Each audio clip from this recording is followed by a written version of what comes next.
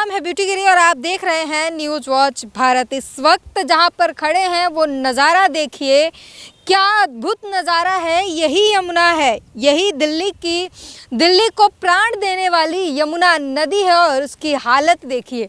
ये हालत भी तब निकल कर आया जब वो, ज़रा कैमरामैन को बोलेंगे तस्वीर दिखाइए, वो सभी दरवाजे जब पानी को रोक दिया गया, डैम बंद कर दिए गए, फाटक बंद कर दिए गए और पानी जब रुक गया तब इधर के ये जो नज़ारे निकल कर आए हैं वो ये है। दिल्ली में आपने हर जगह, बाकी शहरों में आपने बीच देखे होंगे, पहाड़ देखे होंगे और दिल्ली में ये पहाड़ और बीच नज़र नहीं आते हैं, लेकिन नज़र आते हैं तो ये एक मैनमेड बीच और आइलैंड जो है वो इस वक्त हम आपको दिखा रहे हैं। दिल्ली में कूड़ों का पहाड़ है, कूड़ों की बीच है, मैनमेड प्लास्टिक के बीच नज़र आते हैं। और ये तस्वीर हम इस वक्त यही दिखा रहे हैं कि ज़रा देखिए यहाँ पर जितनी ये कूड़े करकट नज़र आ रहा है, इसमें सबसे ज़्यादा अगर कुछ है तो वो प्लास्टिक है। प्लास्टिक जो सालों तक गलता सड़ता नहीं है, वो प्लास्टिक यहाँ पर है। ज़रा देखिए ये दूध की थैली है जिसमें मिट्टी भर चुका है, ये प्लास्टिक है। और यही प्लास्टिक अगर दूर दूर तक आपकी नज़र जहाँ तक जाएगी, ये सिर्फ प्लास्टिक ही प्लास्टिक है इस यमुना में। और यही सबसे बड़ा कारण बन जाता है यमुना के दम घुट जाने का, यमुना के मरने का एक सबसे बड़ा कारण ये प्लास्टिक है। और ये सवाल ये खड़ा हो जाता है कि आखिर इसका जिम्मेदार कौन है। जिम्मेदार क्या इस बात के लिए भी सरकार को जिम्मेदार ठहराएंगे? क्या ये जो प्लास्टिक की जो बीच बनी हुई है, मैन मेड बीच जो यमुना में नज़र आ रहा है, जो पानी का स्तर, जल स्तर जो कम हुआ, तो ये जो बीच निकल कर आया है प्लास्टिक का, उसका जिम्मेदार कौन है? क्या हम और आप नहीं हैं जो अधिक से अधिक प्लास्टिक का इस्तेमाल करते हैं और उसके बाद इस्तेमाल के बाद ये सारा प्लास्टिक यमुना में फेंक देते हैं? सर क्या कहेंगे, ये जो हालात हैं, नहीं कुछ बोलेंगे? ये जो हालत है यमुना की, पानी कम, जल भराव जो है कम हुआ है, तो ये कुछ प्लास्टिक के नज़ारे दिख रहे हैं, क्या कहेंगे इसके लिए? मैडम मैं तो यही कहना चाहता हूँ कि अगर जमुना को साफ़ करना है तो सरकार को देखना पड़ेगा इस चीज़ को। पहले इतनी साफ़ थी, लॉकडाउन पे इतना साफ़ पानी हो गया था। जब लॉकडाउन होगा जब भी क्लीन होगी ये, वैसे इसके अलावा कुछ बाढ़ के बाद क्लीन हो गया। हाँ वही, हाँ जब लॉकडाउन था तब तो क्लीन हो गया था। डॉल्फिन घूमती थी इसमें, खुद देखिए, लोगों ने देखी है, वीडियो भी बनी है इन चीज़ों की। आप देखो कैसा, खुद ही देख लो आप, कितना गंदा हो रखा है। कूड़ा कबाड़ा ऐसे फेंक देते हैं। माता है ये हमारी, एक जमुना जो है माता, ये इस पे पूजा करना दिल्ली को प्राण देने वाली यमुना है, ये दिल्ली को प्राण देती है। दिल्ली इसी से जिंदा है। साफ पानी था इतना, अब देखो कैसा गंदा, ऐसा लग रहा है गटर का पानी हो, कितना काला पानी है, बदबू भी आ रही है। कोई साफ, कोई क्लीन कुछ नहीं है। अब देखते हैं सरकार जो करेगी वही होगा। अच्छा, अब हमारे में तो हम जो जैसे हम जैसे लोग कूड़ा फेंकेंगे तभी गंदगी होगी इतनी। इसलिए इतना देख के ही समझ आ रहा है कि पता नहीं कितने टन कूड़ा है, कितनी प्लास्टिक है यहाँ पर, सालों से दबे हुए प्लास्टिक है। कूड़ा अंदर, मैडम कूड़ा अंदर तक है इसके। जब ये इतना हो रखा ऊपर, वरना ये क्लीन बहुत था पहले, बहुत ज़्यादा क्लीन था, अब तो बहुत बेकार हो गया है।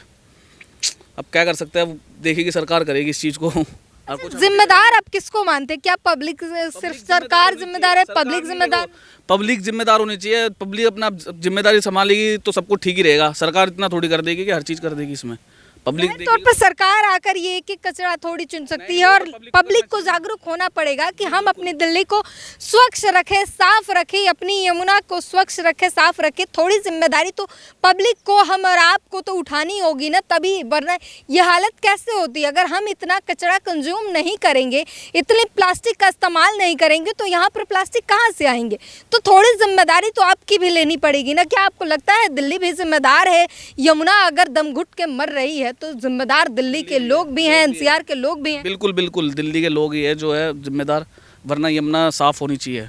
ये जो इस वक्त ये हालात देख रहे हैं, और एक तो यहाँ पर सांस लेना मुश्किल है क्योंकि बदबू इतना है। ये पानी लगता नहीं है कि यमुना का पानी है, ये ऐसा लग रहा है कोई गटर बहाव जो है, गटर का बहाव है, नाला बह रहा है और काला पानी आप यहाँ पर देख सकते हैं। यहाँ जो मिट्टी जमी हुई है वो साफ साफ देख सकते हैं, काला पानी जो है और नीचे दबी हुई मिट्टी, और यहाँ पर प्लास्टिक, और ये प्लास्टिक का मैन मेड बीच जो है वो यहाँ पर आपको नज़र आ रहा होगा। ये तस्वीर हम आपको दिखा रहे हैं क्योंकि ये बेहद ज़रूरी है। ये दिल्ली को प्राण देने वाली यमुना जिसे बोलते हैं, उसी यमुना की ये हालत है। और ये हालत करने वाला कोई और नहीं, दिल्ली और एनसीआर के लोग, हम और आप दिल्ली में जो रह रहे हैं वही जिम्मेदार हैं।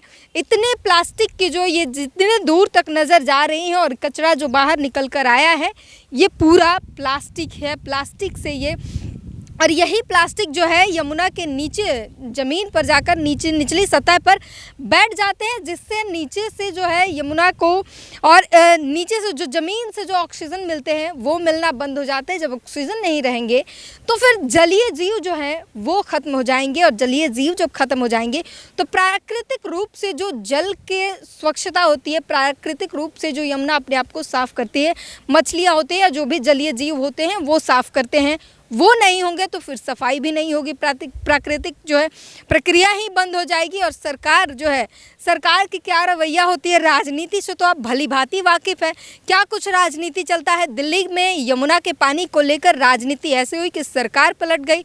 अब नई सरकार आई है तो सफाई पर ध्यान दे रही है और सफाई कर रही है।